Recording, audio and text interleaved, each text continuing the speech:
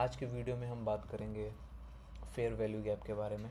ठीक है, क्या आपने कभी देखा है मार्केट में क्या होता है कि जब भी क्या कैंडल्स बनती है ना, तो एक अचानक से बड़ी कैंडल बनती है। ठीक है, बाई साइड में, सेल साइड में, तो वो एक फेयर वैल्यू गैप होता है स्मार्ट मनी कॉन्सेप्ट का।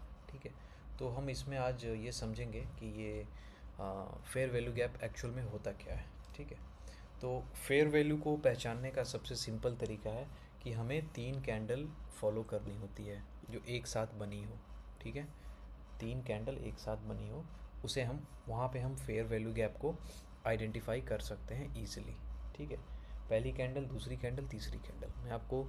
मैंने यहाँ पे बिटकॉइन का चार्ट खोला हुआ है, मैं इसको बड़ा करता हूँ। ठीक है, एंड ये 4 घंटे का टाइम फ्रेम है। आप किसी भी टाइम फ्रेम पे इसको फाइंड कर सकते हैं फेयर वैल्यू गैप को। ठीक है, तो चलिए हम एक फेयर वैल्यू गैप यहाँ पे फाइंड करते हैं 4 घंटे के टाइम फ्रेम पे।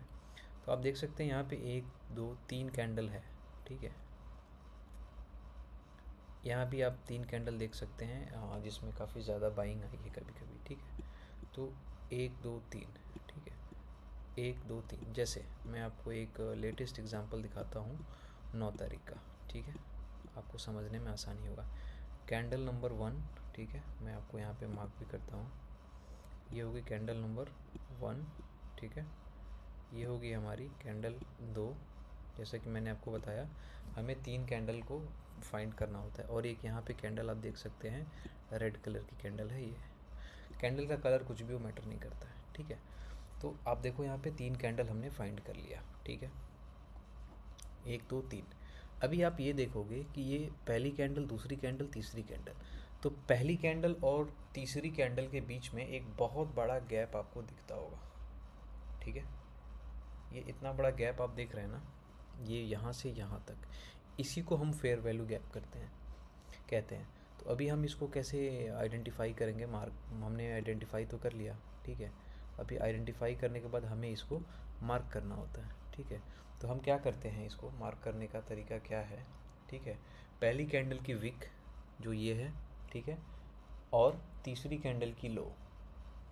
पहली कैंडल की वीक ये, और तीसरी कैंडल की विक, मतलब लो की जो विक होती है नीचे की, ये हमने मार्क कर लिया।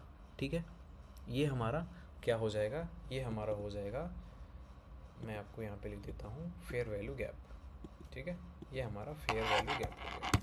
ठीक है, सिंपल सा बात है, fair value gap buying side का है। इसका मतलब क्या होता है ना, कि ये जो गैप था ना, अचानक से ये जो गैप बना था, इस गैप को फुलफ़िल करने प्राइस यहाँ पे आता है। ठीक है,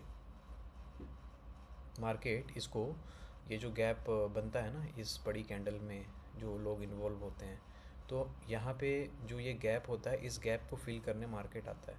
आप देख सकते हैं ये कैंडल, दूसरी कैंडल, तीसरी कैंडल, ये जो गैप बना था कैंडल, यहाँ पे आप देखिए प्राइस ने एक बार इसको टच किया, टच करने के बाद ऊपर की तरफ गया। ठीक है, फिर दोबारा टच किया, इस लेवल में आया, और फिर यहाँ से आप देखो कितनी बड़ी बाइंग आई है। ये आप देख सकते हैं, काफ़ी बड़ी बाइंग आई है। ठीक है, ये देखिए। ठीक है, तो फेयर वैल्यू गैप का बेसिकली मतलब ये होता है ना, 3 कैंडल के बीच में हमारे पास जो गैप बनता है, ठीक है, हम उसे फेयर वैल्यू गैप कहते हैं। और फेयर वैल्यू गैप कैसा होता है? ये होता है बायर्स को ट्रैप करने के लिए। ठीक है, जनरली क्या होता है इसमें कि जब हम ये बड़ी कैंडल बनती है ना, तो यहाँ पे बायर फोमो में घुस जाते हैं। ठीक है, ये जैसे ही यहाँ से घुसते हैं, आप देखो प्राइस यहाँ से नीचे आ जाता है। ठीक है, तो इसीलिए हमें इस चीज़ को अवॉइड करना होता है, और हमें फाइंड करना होता है फेयर वैल्यू गैप। ठीक है, कैसे हम चार्ट पे फेयर वैल्यू गैप को आइडेंटिफाई करेंगे? ये आइडेंटिफाई करने का रीज़न ये होता है कि हमें एक जोन डिसाइड करना होता है कि हम नेक्स्ट बाइंग कहाँ से करेंगे। बेसिक साइज़ का यही कॉन्सेप्ट होता है। आपने देखा पहली कैंडल, दूसरी कैंडल, तीसरी कैंडल, इसके बीच में एक बहुत बड़ा गैप बना है। ठीक है, प्राइस ने, मार्केट ने कुछ समय के बाद, आप देखोगे 2-3 दिन के बाद, इस जोन को टैप किया यहाँ पे।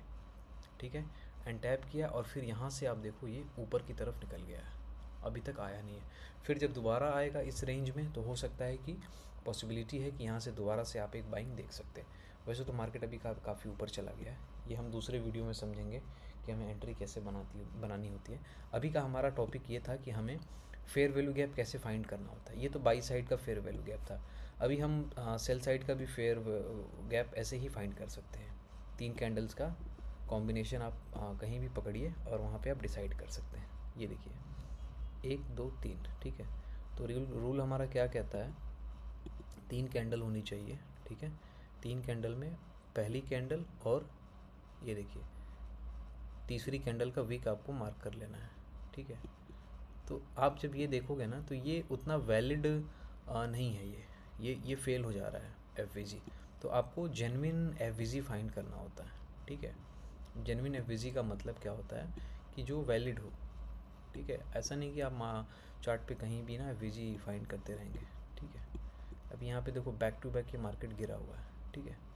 तो आप अगर देखोगे तो यहाँ पे जो आपका एफ नहीं बन रहा है क्योंकि ये बहुत बड़ी कैंडल है, ठीक है। हमें 3 कैंडल पकड़ना होता है, ठीक है। 3 कैंडल हम पकड़ के एफ को फाइंड करते हैं, चाहे वो बाई साइड में हो या सेल साइड में हो, ठीक है।